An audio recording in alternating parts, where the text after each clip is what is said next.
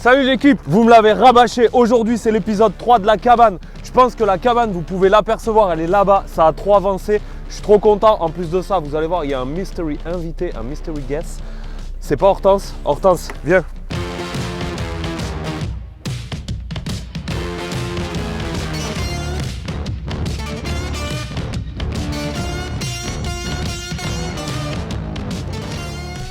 C'est parti, on y va. Je marche un moonwalk parce que derrière, il y a le t-shirt de mon nouveau shop, mon shop Rare Plante Collection. Les plus malins d'entre vous l'auront compris, cette vidéo, elle n'est pas sponsorisée. Enfin si, elle est sponsorisée par moi-même, par ma propre marque et j'en suis super fier. Bon, laissez-moi poser mon cure-dent de Chicanos pour vous expliquer qu'est-ce que c'est Rare Plante Collection. Rare Plante Collection, c'est mon tout nouveau shop de plantes. Vous me l'avez tous matraqué, vous vouliez un shop de plantes. Ça y est, il est lancé. Sur Rare Plante Collection, pour l'instant, vous allez pouvoir choper des box une fois par mois. Dans ces box, il y a des starter packs pour pouvoir cultiver des plantes rares. Dans chaque box que vous pourrez acheter chaque mois, il y a une formation exclusive où je vous explique comment entretenir la plante que vous allez recevoir. Donc plus personne n'aura d'excuses. Le minimum, c'est d'aller t'abonner ici au compte Rare Plante Collection. Tu fais péter le compte. Tu vas t'abonner aussi au compte Instagram Marcellarium parce qu'il y a des exclus sur les promos de Rare Plante Collection. Tu vas tout de suite. Je ne veux aucune excuse. Maintenant, let's go. On va à la cabane.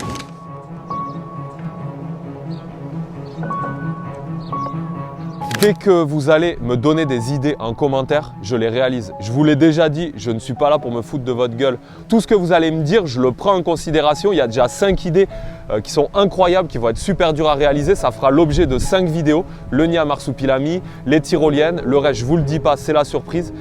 N'hésitez pas, vos idées seront probablement réalisées sur cette cabane et ce projet en fait où on travaille en collab me hype énormément, je suis trop content de réaliser ça avec vous. Bon, ça y est, c'est le début de l'épisode 3, je ne sais pas si vous vous souvenez, la dernière fois quand on s'est quitté, j'avais juste monté la charpente en V de la cabane, mais sans rien, tout était nu, on ne pouvait pas encore bien s'imaginer comment allait être la cabane, juste on devinait une forme.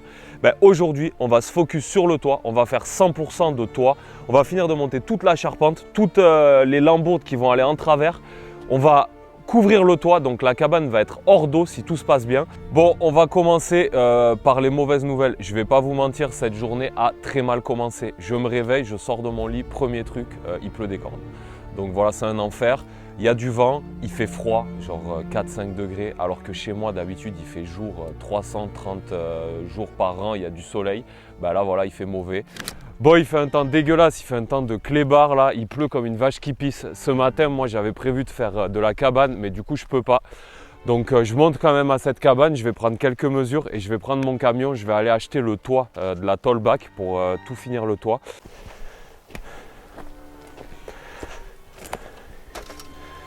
Putain, l'enfer quoi. 3,20.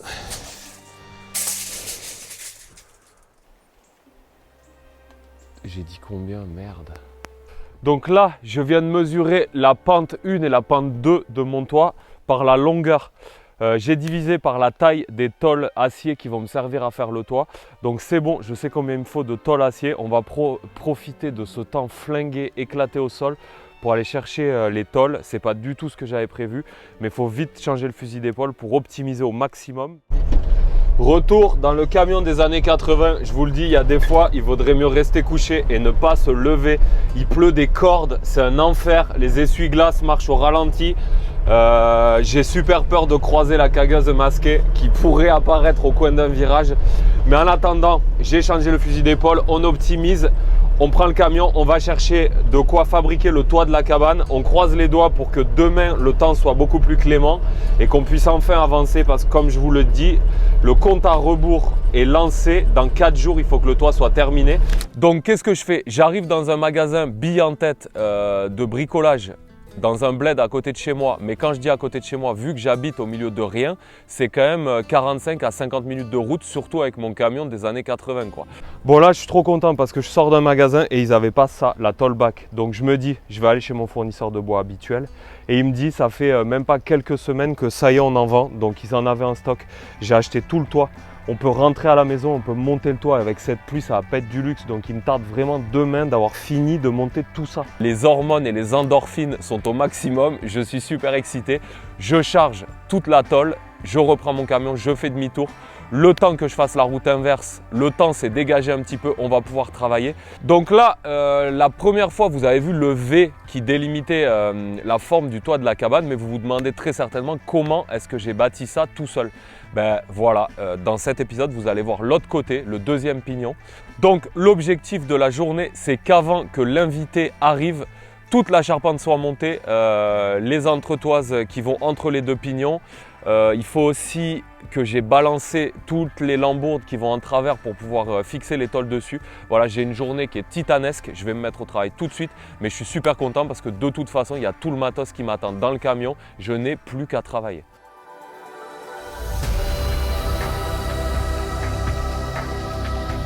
Là, si ma découpe d'angle elle a été bien faite, les deux négatifs, là, ils devraient s'emboîter parfaitement. Qu'est-ce que tu as, toi? Et c'est le cas. Donc c'est plutôt cool, voilà, ça s'emboîte. Ça fait la même pointe que le toit là-haut. C'est impeccable.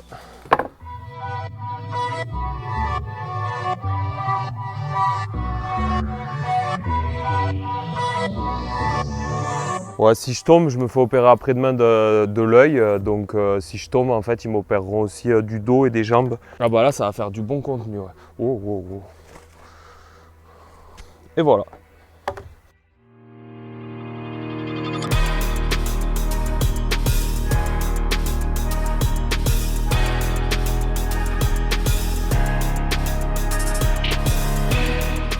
Bon, ça y est, il est grand temps d'aller chercher l'invité mystère. Donc l'invité mystère, certains d'entre vous l'ont déjà deviné. Alors ça n'est pas la boiserie, pas pour cette fois-ci. Je sais qu'il y a eu des commentaires et tout. La boiserie, c'est un type qui est ultra inspirant. Je le connais pas, mais sa personnalité me fait énormément rire parce que en off, je peux être un petit peu comme lui parfois. Le message est lancé, n'hésitez pas à le notifier. Qu'il me réponde, bordel. Bon là, il est très tard et vu que j'habite au fin fond du trou du cul du monde, je vais prendre ma voiture et mon chien parce que c'est la nuit et j'ai peur. Et je vais chercher l'invité mystère. Suivez-moi, vous allez voir. Ah, attends, il y a une voiture. Je suis sûr que c'est elle. Je mets la pression. Ça va ou quoi? Ça va et toi? Tranquille. J'avoue, t'as vu, quand t'arrives ici, tu paniques un peu. Tu te dis, mais où on est? Dans quel endroit est-ce qu'on est? Et tu vas voir demain, quand tu vas faire jour, t'es au milieu un peu de rien quand même. Non mais c'est stylé. Je suis un petit peu mi-figue, mi-raisin, comme on dit ici. Je sais pas sur quel pied danser parce que Roro, ben, je la connais un petit peu. J'ai eu un vrai coup de foudre amical pour elle quand on s'est rencontrés quelques semaines auparavant lors d'un événement Instagram sur Paris. On a eu l'occasion de se croiser vite fait à des soirées ou à des rendez-vous. On a beaucoup discuté au téléphone, etc. Mais on ne se connaît pas physiquement vraiment, on ne se connaît pas en vrai. Donc je ne sais pas comment ça va se passer avec elle. Je ne sais pas comment elle va réagir avec des outils dans les mains. Croyez-moi que ça fout la pression. Moi j'étais le premier quand j'avais des apprentis qui n'avançaient pas, etc. dans mon ancien travail à péter un câble. Si tu veux, on te fabrique à midi un petit cordon pour un petit cordon pour mettre dessus en dessous de la jugulaire là, hop, et tu peux plus tomber comme ça avec ton casque. Ce soir, quand la nuit va tomber aux alentours de 16h30, il faut que le toit soit terminé, que la cabane soit étanche. Sachant que là il est 10h. Ouais, 10h. Ouais, non, franchement, je pense que c'est faisable, j'y crois. Tu vois, on n'aura peut-être pas fini de placer toutes les tôles parce qu'il faut les découper, ça va prendre du temps. Mais on aura fait au moins les 2 premières rangées du haut. Vas-y. Donc, je pense que ça va être cool. Elle est trop stylée. Voilà le début de la cabane. Wow. Alors, tu vois, ce qui était drôle quand on a commencé la cabane, c'est qu'il faut monter tout le bois par ce chemin qui est un peu périlleux, tu vois. Et tout le bois, on l'a monté comme ça, en fait. Oula, moi je vais tomber là. Voilà, Roro, il n'y a pas encore d'escalier, donc l'entrée, elle se fait par ici. Ok. Tu vois, il faut faire un petit bouffe comme ça. Ok. Et voilà. C'est Marcel qui a tout laissé traîner. Tchouk, tchouk.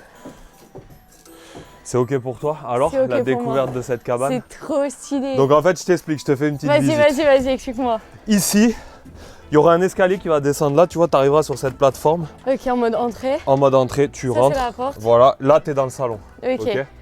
Donc je pense qu'ici il y aura un canapé, là. Ok.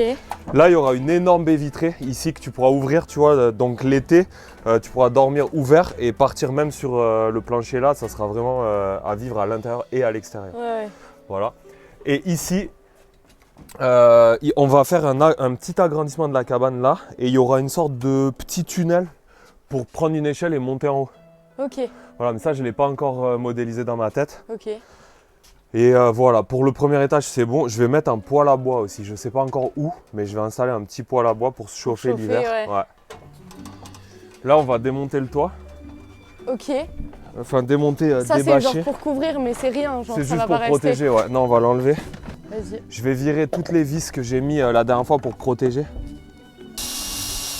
Je pense que c'est bon. Ouais, franchement, stylé. Bravo, Roro. Tu veux que je tire? Je pense qu'on peut tirer, ouais. Sauf s'il y a une vis là-haut, mais vas-y. Non, Attends. je peux pas. Il y a un truc, je pense. Ok. Ok. Wouhou. Ok. Ok, ok. Hop. Merde!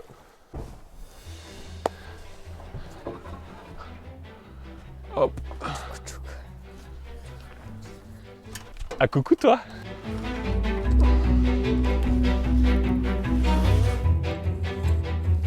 La sécurité avant tout, les amis. Oh, oh, oh.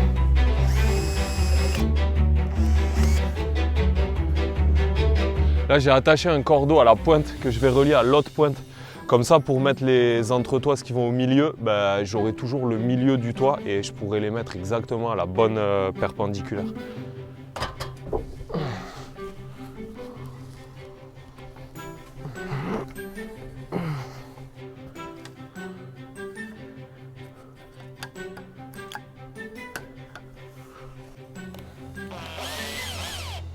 Ok, là on est bon au niveau du level. Il est où le truc? Attends un petit peu, c'est bon. Donc là, la problématique de la journée, j'insiste là-dessus parce que c'est vraiment le truc le plus important à comprendre, c'est que ce soir, le toit, ou ce soir ou le plus rapidement possible du moins, doit être terminé, couvert. Il faut, même si la cabane n'est pas hors d'air, il faut au moins qu'elle soit hors d'eau parce qu'il y a le plancher en OSB qui a été créé pour faire le toit, étant donné qu'on ne peut pas installer d'échafaudage, de grue ou quoi que ce soit. Il ne faut pas oublier qu'on est dans la forêt, perché dans un arbre. Donc pour accéder à l'étage du dessus, il me fallait absolument faire le plancher. Et le plancher, il est en OSB. L'OSB, c'est du bois aggloméré et ça craint l'eau. Dès que l'eau rentre dans l'OSB, ça se met à gonfler, ça s'effrite et le plancher serait foutu. Je serais bon pour le refaire. Allez, Marcel. Merde. C'est ok pour toi? Moi, c'est ok. Ouais. Ok, super. Je peux pas avec la ligne rouge. Attends 2 secondes. Regarde, ça tombe. Ah ouais, bah vas-y, tiens alors. Phil, il touche pas? Non, Il faut que je monte? vas-y, attends. Y'a plus rien qui tient, y'a plus rien qui tient, y'a plus rien qui tient. Mais non. Là, on est bon. Tiens, Là, t'as on le est truc, je vais la remettre, non? bon. Attends, Tu vois ce que je veux dire? Ouais, je vais t'aider. Toi, tiens, remonte-la un Vas-y. petit peu. Bam. Ok. C'est ok?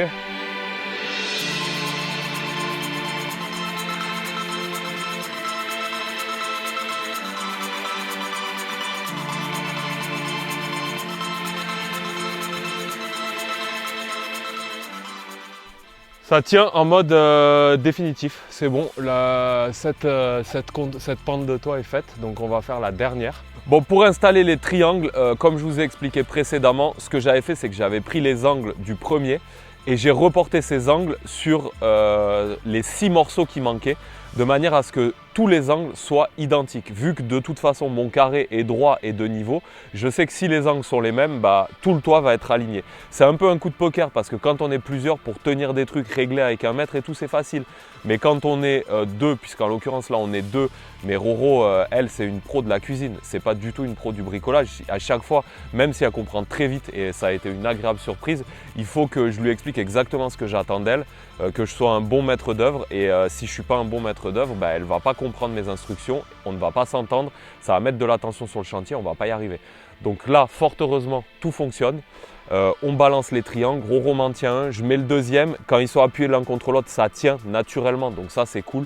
Je mets l'échelle, je mets un vis, 2 vis de charpentier, je fais ça, les 3 pignons qui manquent. Ah bon, vas-y, je vais mettre l'escabeau et je vais essayer de monter, voir si je peux régler ça d'en haut. Oh putain! Tu l'as. Ok. Voilà, essaie de tenir un peu comme ça. Voilà. Si tu y arrives, c'est bon? Oui, c'est bon. Ouais. On attaque les choses sérieuses puisqu'on va travailler en altitude. Donc là, il faut que je me mette à l'extérieur du toit pour pouvoir visser toutes les petites lambeaux qui vont en travers, les linteaux de charpente, etc.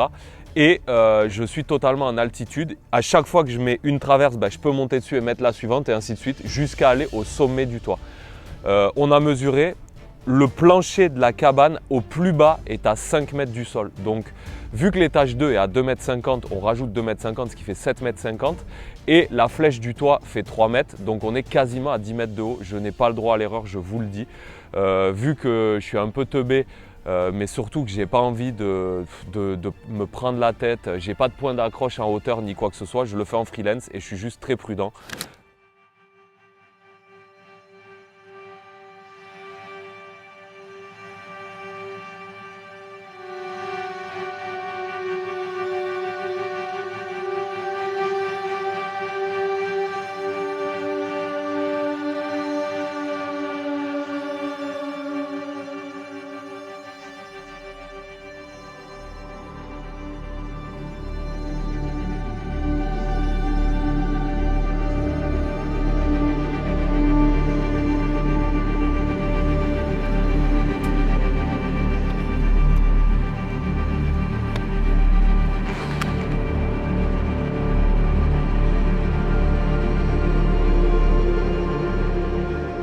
Tous les mecs de chantier savent ce que je vais raconter. Il y a des fois où on sait qu'on devrait faire comme ça ou comme ça, que c'est pas sécu, machin truc. Mais on le fait quand même parce que si je me mettais un harnais, que je montais chercher un point haut dans l'arbre, que je m'accrochais avec une corde, truc. Chaque fois que je descends, je vais chercher un linteau, je dois me décrocher parce que la corde, elle ne peut pas passer entre les carrés que je vais fabriquer avec les planches. Les mecs de chantier, les vrais, se reconnaîtront. Ils savent de toute façon que dans leur jeunesse ou dans leur carrière, ils ont fait des dingueries comme ça. Moi, je le fais régulièrement. De temps en temps, ça paye. D'autres, il se passe des dingueries. Là, en l'occurrence, je n'ai pas le droit à l'erreur, donc je suis super prudent. Je ne peux pas demander à Roro de faire ça parce que je ne vais pas tuer mon invité. Moi, j'ai quand même l'habitude malgré tout. Je l'ai fait des dizaines et des dizaines de fois. L'habitude n'écarte pas le danger. On est tout à fait d'accord. Mais voilà, c'est le trigger warning. Vous le savez, je vous ai dit le pourquoi du comment.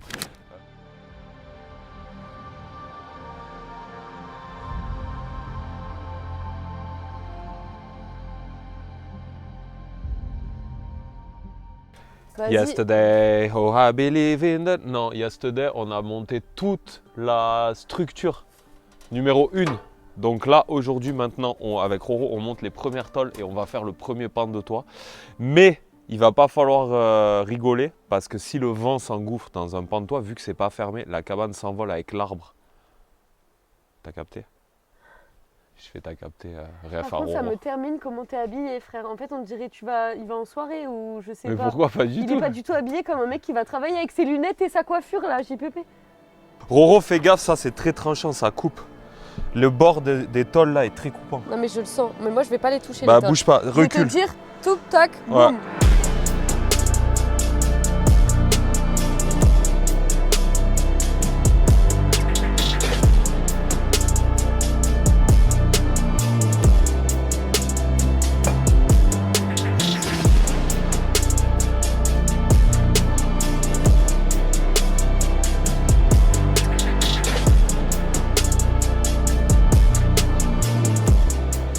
Ça paraît tout con ton rôle Roro de me filer les trucs et tout, mais c'est primordial parce que tu vois, déjà je vais pas te faire grimper ici au risque de tomber. Je sais pas si tu as vu, il y a un méga trou derrière. Oui.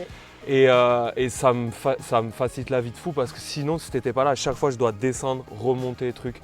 Et à la fin de la journée, tu as avancé 2 fois moins vite. Enfin, c'est un détail mais qui change tout.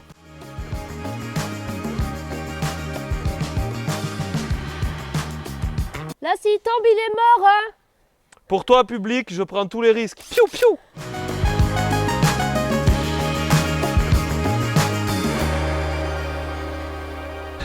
C'est beau. Et voilà, de l'acrobranche. Trop simple, easy. Roro, elle est beaucoup plus petite que moi. Elle ne peut pas faire ça. Donc, elle s'est super bien débrouillée. Elle a réussi à plier les tôles pour les passer entre les trous et tout. Vraiment, elle a fait un super job. Et grâce à elle, on a pu avancer.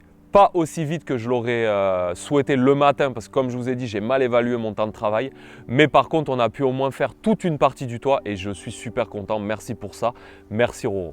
Bon alors Roro, comment t'as vécu ces quelques jours de construction à la maison?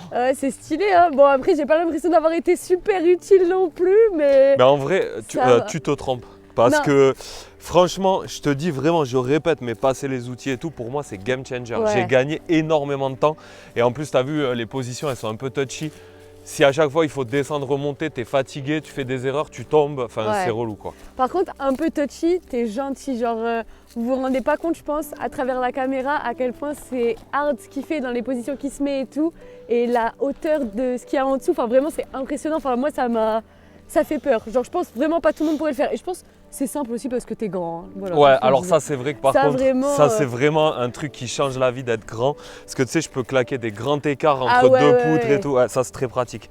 Et le fait d'avoir des longs bras, là, tu sais, je peux aller en haut et tout, ça, c'est vrai que c'est très plusieurs facile. trucs dans sa main et tout. Enfin, voilà. Mais trop stylé. Franchement, merci de m'avoir fait venir. J'ai kiffé. Bah, merci d'être venu. Franchement, j'ai kiffé aussi. On a Trop passé bien. des bons moments. On a pu faire des purs contenus. Donc, je suis trop content.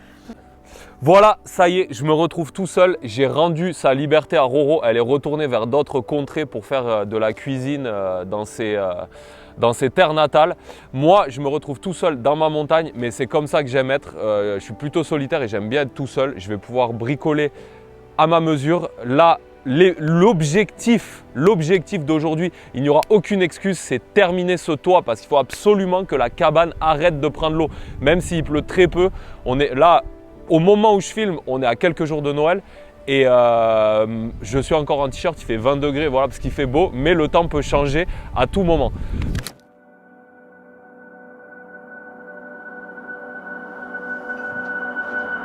On est en début d'après-midi, je monte toutes les lambourdes traversières sur lesquelles je vais visser l'étole de la pente de toit en face. Ça me prend quelques heures. Voilà, c'est le même procédé que de l'autre côté, donc rien de bien compliqué.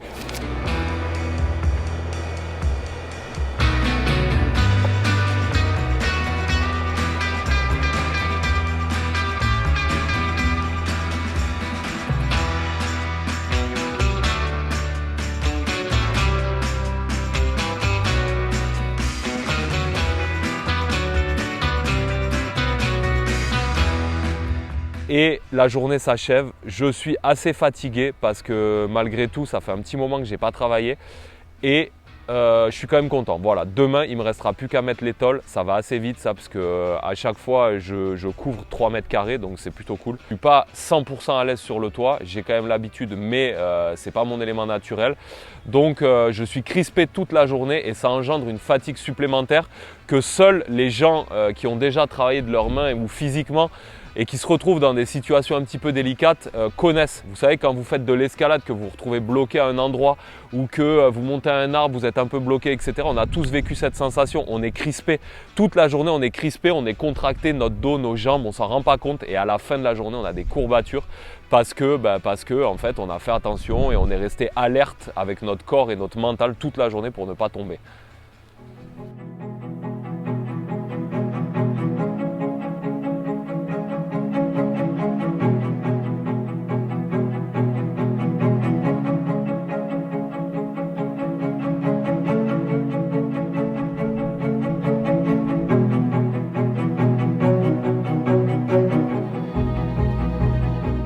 Bon là, vous dites tous la même chose je pense, c'est qu'au premier épisode, le mec nous a pondu une plateforme, une structure de cabane, ça a été super vite et là, on patine.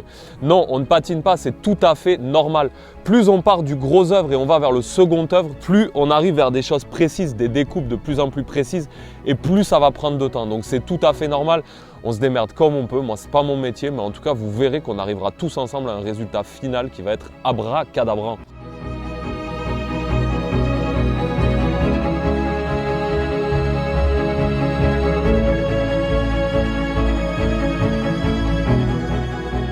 Et non, je ne suis pas à l'acrobranche de mon village. Là, c'est le matin, il fait un soleil magnifique. Je n'exclus pas au mois de décembre enfiler mon débardeur tout à l'heure.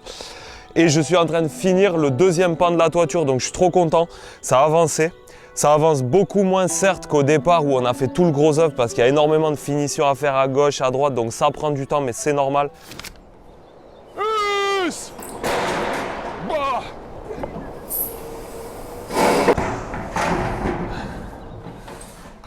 Allez.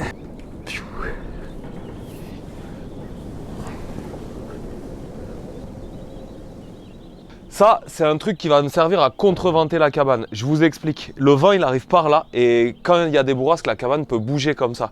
Et le triangle, c'est la seule structure qui est impossible à déformer.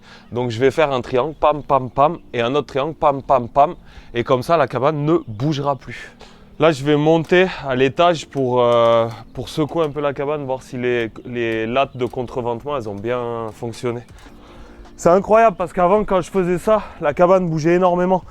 Est-ce que vous aussi, dans la maison de vos arrière-grands-parents, il y avait des X comme ça? Ce X là, c'est l'équivalent de ce qu'on a mis en bas, les contrevents. C'est pour tenir le toit, pour éviter qu'il fasse comme ça. Fin de journée. J'ai plus de force. Ça y est, l'étape du toit est enfin terminée. Je suis trop content. Regardez, je me suis mis un petit peu loin pour que vous puissiez appréhender la taille et la hauteur de la cabane. Quoi qu'il en soit, le toit est terminé. C'est une grosse étape qui me soulage énormément parce que maintenant, même si je n'avance plus, la cabane est protégée de l'eau. C'est une énorme chose de fait. C'est une énorme victoire pour moi. Maintenant, prochain épisode, on va passer au bardage des murs. J'ai hâte de vous montrer ça. Quoi qu'il en soit, c'est Rare Plan de Collection qui me permet de financer une partie de la cabane. Donc si vous chopez sur mon shop, ça m'aide aussi à réaliser les projets YouTube. Et pour tous ceux qui ont déjà commandé, je vous remercie du fond du cœur. Si tout ça est possible, c'est en partie grâce à vous. J'en profite pour vous dire de vous abonner sur le compte Marcellarium Rare Plan de Collection. Abonnez-vous, faites-moi plaisir. On continue cette aventure tout seul. Il y a des projets après la cabane qui arrivent qui sont incroyables. Vraiment, croyez-moi, j'ai 2 coups d'avance. Et j'espère que l'aventure ira loin avec vous. Tuez les commentaires, continuez d'envoyer des idées. Les idées vont être réalisées. Le nid à Marsupilami, c'est acté. Quand la cabane est terminée, on fait un nid à Marsupilami. Merci à tous l'équipe, merci à tous la sève. Ciao, on se rejoint très bientôt pour une nouvelle vidéo. Avec ça, je vais allumer, mais je ne vous dis pas quoi, ni ce que je vais faire cuire dans ce quoi je vous dis pas que je vais Oh montrer. putain, il va allumer un peu, mais on vous dit pas quoi. C'est une surprise.